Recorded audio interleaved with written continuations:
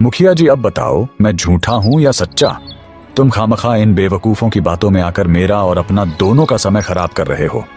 तभी कृष्ण की नजर तिजोरी में बनी एक खुफिया दराज पर पड़ती है, जिसके अंदर बलराम की बेटी के जेवर रखे थे। कृष्ण ने जल्दी से वो दराज खोला और सारा जेवर निकाल लिया, जिसे देखकर सब हैरान रह गए। यह क्या है जमींदार जी? आखिर बलराम की बेटी का जेवर तुम्हारी तिजोरी में कैसे आया? कह दो कि किसी ने तुम्हें फंसाने के लिए यह किया है। अरे झूठ बोलने में तो तुम माहिर हो ही। जमींदार जी, तुम इतनी नीच और गिरी हुई हरकत कर सकते हो, इसकी हमें उम्मीद नहीं थी। अरे ईश्वर का दिया हुआ तुम्हारे पास सब कुछ है, फिर भी तुम्हें लोगों के साथ छल कपट करने की जरूरत पड़ गई।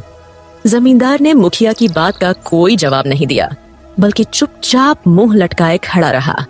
फिर मुखिया जी कहने लगे, आज इस नौजवान की वजह से एक बेगुनाह इंसान को इंसाफ मिला है। अगर ये ना होता तो शायद हम कभी जमींदार की सच्चाई नहीं जान पाते। इस नौजवान को सभी गांव वालों की तरफ से दिल से धन्यवाद देना चाहते हैं। और जमींदार जी ने एक सच्चे और ईमानदार आदमी को बदनाम करने की कोशिश की है, इसलिए जमींदार को हर्जाने के रूप में वो पैसे दुगने करके वापस करने होंगे जो बलराम ने इन्हें दिए थे। पंचायत खत्म हो गई और सब अपने घर चले गए। लेकिन बलराम को कृष्ण कहीं नजर नहीं आया। वो काफी देर तक उसे तलाश करता रहा। फिर बलराम घर चला जाता है और घर जाकर सोचने लगता है, आखिर कृष्ण मुझे बताए बगैर क्यों चला गया? कम से कम मुझे बताकर तो चला जाता। लेकिन यह भी हो सकता है कि उसे जल्दी हो, इसलिए मुझे बगैर बताए चला गया हो।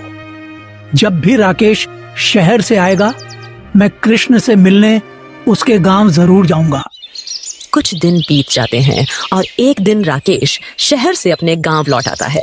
अपने बेटे के आते ही वो उसे चिपट कर रोने लगता है। पिताजी, क्या हुआ? अरे आप रो क्यों रहे हो? तुम्हें तो खुश होना चाहिए। मैं इतने दिनों के बाद शहर से लौटा हूँ। बेटा, ये खुशी के आंसू हैं। तुम्हारे पीछे यहाँ बहुत कुछ हुआ था, लेकिन तुम्हारे मित्र कृष्ण की वजह से सब कुछ सही हो गया। वह जहाँ भी हो, ईश्वर उसे सही सलामत रखे।